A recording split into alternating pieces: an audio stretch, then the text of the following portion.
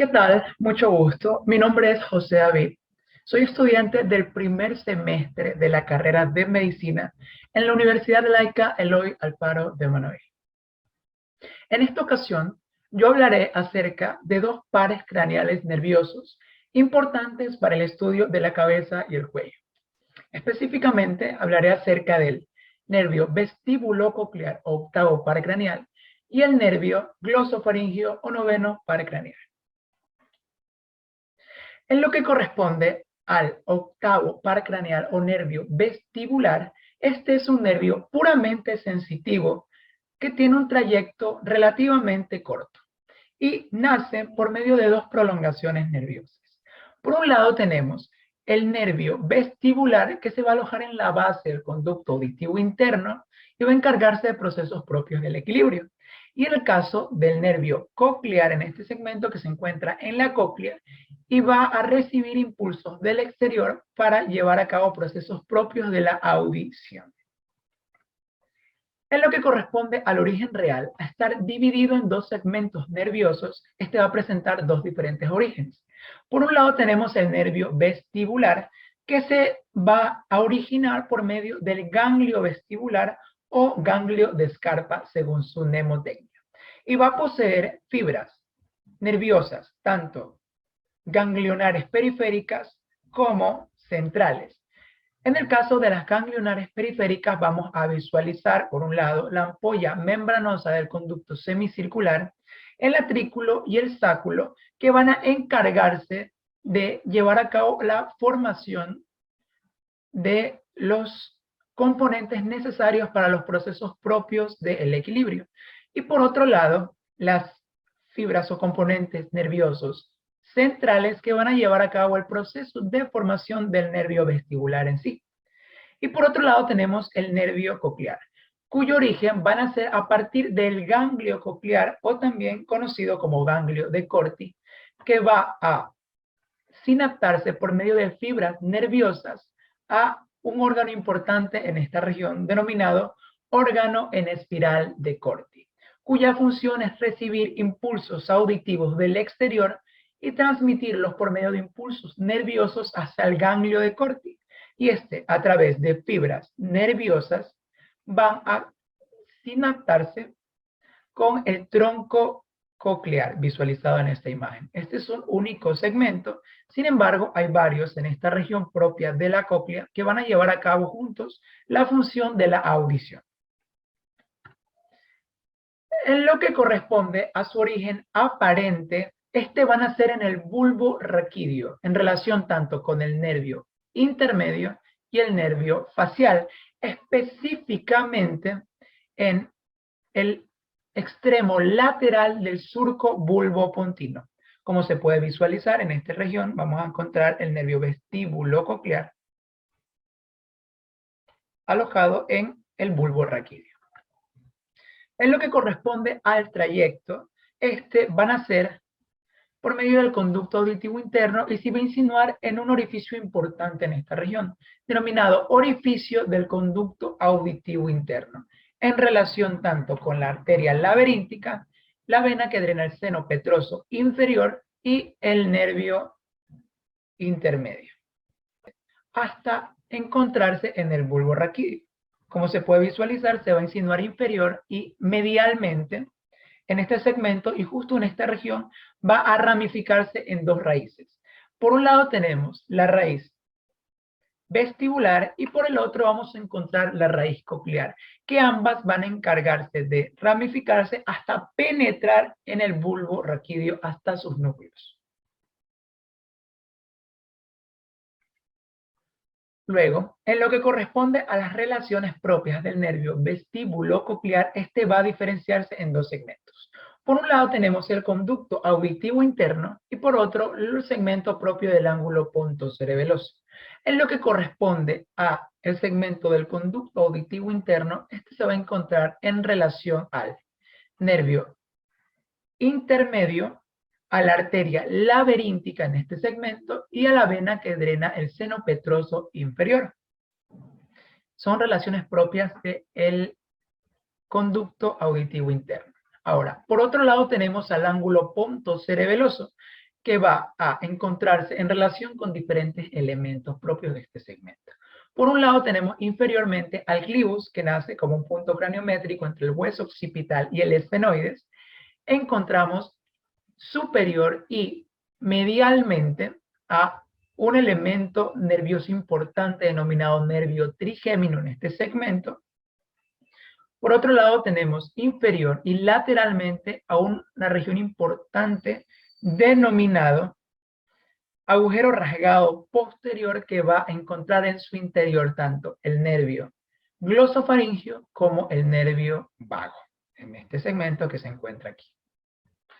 En lo que corresponde al nervio glosofaringeo, a diferencia del nervio vestíbulo-coclear, que es puramente sensitivo, va a tener características tanto motoras, sensitivas como vegetativas, que van a inervar a diferentes músculos y mucosas, además de glándulas, de las que mencionaré más adelante. En lo que corresponde al origen real propio de este nervio, vamos a encontrarse que se van a encontrar justamente a inicio del tronco cefálico, por medio de fibras motoras, sensitivas y vegetativas. En lo que concierne a las fibras motoras, estos van a nacer inferior al núcleo salival, que es un núcleo propio de este tronco cefálico, que van a encargarse de inervar a los músculos de la faringe y de la lengua. Por otro lado, tenemos las fibras sensitivas, que van a seguir todo este trayecto del nervio glosofaringeo y van a encargarse de inervar a la mucosa de la faringe y de la lengua. Además, van a encontrar en este trayecto la presencia de dos ganglios importantes en esta región. Por un lado, tenemos un ganglio que se encuentra en relación a la fosa petrosa, denominado ganglio de Andersch o ganglio inferior en este segmento. Y por otro lado tenemos un ganglio superior en esta región que está aquí, denominado ganglio de Ehrenreich, en esta región, alojada en este segmento. Y por otro lado tenemos fibras vegetativas que van a nacer a partir de dos núcleos diferentes. Tenemos primero un núcleo visceromotor que también se denomina salivatorio inferior. Y por otro lado tenemos el núcleo viscerosensitivo, también denominado paramediano posterior, que van a encargarse en consecuencia de inervar a la función parasimpática de la glándula parótida. Ahora, en lo que corresponde al origen aparente propio de este nervio, se va a alojar en un segmento denominado región colateral del bulbo raquídeo, o también mencionado según Testut como fosita retroolivar, en relación tanto al nervio vestíbulo-coclear como al nervio vago en este segmento. En lo que corresponde al trayecto propio de esta región, esta van a ser a partir de su origen aparente y se va a dirigir anterior hasta alojarse en un agujero importante en este segmento denominado agujero rasgado posterior, que se va a encontrar en relación tanto con el nervio vago como el nervio espinoso. Además de una relación importante en este segmento, como lo es la vena yugular interna, en esta región visualizada en la imagen. Luego de pasar por el agujero rasgado posterior, va a encontrarse o a insinuarse en un espacio denominado espacio retroestilio, que se va a insinuar tanto con la vena yugular interna y las arterias propias de la arteria carótida primitiva en su bifurcación. Este además va a encontrarse relacionado tanto con el nervio vago como con el nervio hipogloso visualizado en este segmento. En lo que corresponde a su trayecto, este va a pasar inferior y va a relacionarse medialmente con la arteria carótida interna. Va a visualizarse aquí. Luego, para pasar en una insinuación lateral con la arteria carótida externa hasta llegar a la cara superficial de un músculo propio del ramillete riolano denominado músculo estilofaringeo. Se visualiza en este segmento. Luego pasa en la cara inferior del músculo estilogloso y en relación además con un músculo propio de la constricción de la faringe, como es el músculo constrictor de la faringe en este segmento. Luego de ello, va a pasar en esta región hasta dirigirse hasta la base de la lengua, donde va a dar su rama terminal como nervio o rama lingual, que va a inervar a un tercio importante en la lengua que mencionaré más adelante. En lo que corresponde a los ramos colaterales propios de este nervio, estos son los siguientes, que mencionaré con el paso de mi exposición, y además vamos a presentar una única rama terminal, como mencioné anteriormente, denominado ramos linguales. En lo que corresponde al nervio timpánico, este es también denominado nervio de Jacobson y va a nacer en el momento en que el nervio glosofaringeo sale del agujero rasgado posterior. Va a dirigirse por el conducto o el conductillo timpánico para ramificarse en la caja timpánica en forma de plexo. En dos anteriores, una que se va a dirigir hacia la tuba auditiva y otra que se va a dirigir para la conexión directa entre el plexo timpánico y el plexo simpático carotídeo interno. Dos posteriores que van a inervar a la mucosa de la ventana oval propia del vestíbulo y a la mucosa de la ventana redonda propia de la cóclea, y una rama propia del plexo timpánico superior, también denominada como nervio petroso menor en este segmento. Este va a insinuarse por un conductillo propio del peñasco del hueso temporal, denominado hiato del nervio petroso menor, como se visualiza en la imagen a continuación. En este segmento, este va a dirigirse por este conductillo, va a encontrarse en relación o va a pasar por el foramen oval propio del borde interno del hueso esfenoides hasta dirigirse al ganglio aótico de Arnold, que es un ganglio propio del nervio trigémino. Luego de dirigirse por este ganglio, va a insinuarse en relación con el nervio auriculotemporal para pasar a llevar a cabo la inervación propia de la función parasimpática de la glándula parótida, como se visualiza en esta imagen.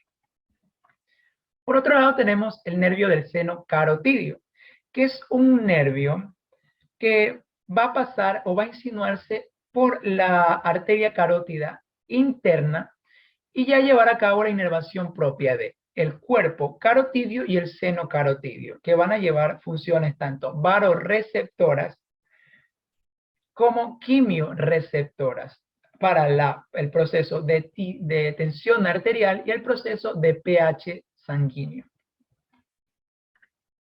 Por otro lado, tenemos los ramos estilofaringios, que van a nacer por medio de fibras motoras para llevar a cabo la inervación del músculo estilofaringio en su cara lateral.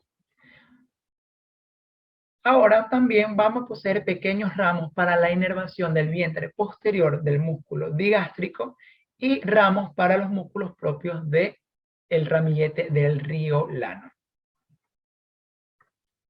En lo que corresponde a los ramos tonsilares y faringios, estos van a nacer por medio de fibras sensitivas para la inervación de la región tonsilar. En este caso, la región tonsilar es la región propia de la mucosa de las amígdalas, como se visualiza aquí, y este va a proveer un pequeño ramo para una región propia del velo del paladar en este segmento. Por otro lado, tenemos ramos faringios que van a encargarse de inervar la mucosa tanto de la faringe y además la región propia de la faringe por medio de un plexo que nace desde los ramos faringios del nervio glosofaringio y de los ramos faringios propios del nervio vago, que va a conformar un elemento denominado plexo faringio, esencial para esta región. Se visualiza en este segmento que se encuentra aquí. Y por otro lado, finalmente tenemos el ramo terminal del nervio glosofaringio, denominado ramos linguales. Estos van a encargarse de llevar a cabo la función gustativa y sensitiva del tercio posterior de la lengua en este segmento. Esto quiere decir que van a llevar a cabo la inervación propia tanto de la mucosa de la lengua como el paladar del surco terminal posterior a este segmento, como se visualiza en la imagen. Esta es toda mi exposición. Estas son las referencias bibliográficas que tomé para el desarrollo de mi exposición Espero les haya gustado. Muchas gracias por escuchar.